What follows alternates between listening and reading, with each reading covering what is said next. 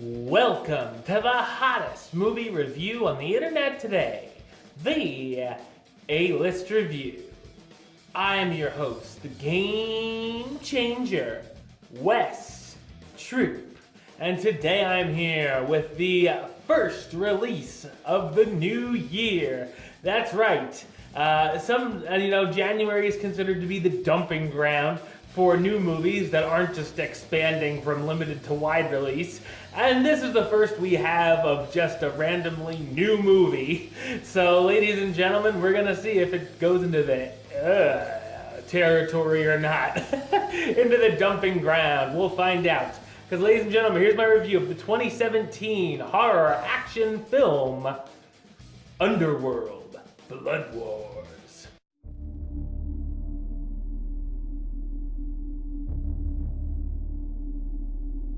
Vampire death dealer Celine is back in action as she's being hunted down by both the Lycans and the vampires who betrayed her in the past.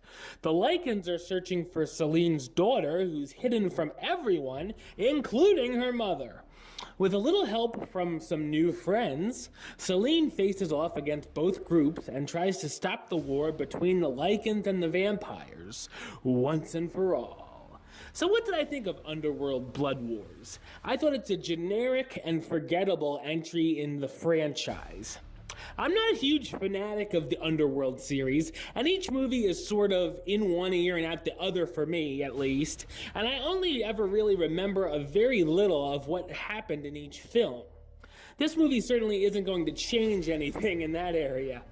Luckily, if you're like me, there is a bit of a flashback in the very beginning to remind you of what went down in the previous entries.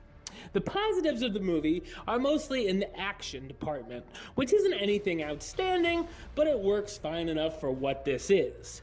There are some brawls between Celine and the group of Lycans, sword fights, and a large-scale shootout between the characters, an invasion battle, and a big-time showdown finale.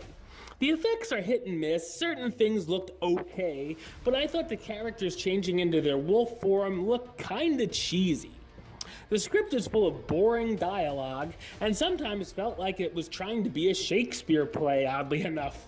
There are a pretty big number of cliches and predictable scenes where characters are double-crossed or they have to go on a quest to seek sanctuary. I really wish the movie itself would have been a little more fun overall and not take itself so seriously, thinking on the material that we're watching. In between the action, things are very drab, and I don't think there's even a single smile to be found. The biggest problem here is that this entry doesn't really do anything to move the franchise along, and it makes it feel like the saga isn't even sure where it wants to go. As I said in my review of The Disappointments Room, at least Kate Beckinsale looked good. She reprises her role as Celine, the death dealer who's being chased down by the vampires and Lycans, wondering the whereabouts of her daughter. Theo James as David, a vampire turned vampire Corvinus, strained hybrid who becomes Celine's protege. Tobias Menzies as Marius, the new leader of the Lycans, who looks like he's cosplaying as Professor Snape. Laura Pulver as Samira, an ambitious vampire who, not so surprisingly, has a few tricks up her sleeve. Clementine Nicholson as Lena, the Nordic Coven's greatest vampire warrior who becomes Celine and David's ally. And Charles Dance, because I think it's in his contract, he has to appear in any vampire movie, as Thomas, a vampire elder and David's father. If you're a hardcore fan of the series, you'll probably find this at least likable. Casual fans with some interest can most likely wait for this for DVD. While Underworld Blood Wars wasn't blood-suckingly bad, it didn't really bring anything new to the series. I'm gonna give it the rating of meh. It's okay.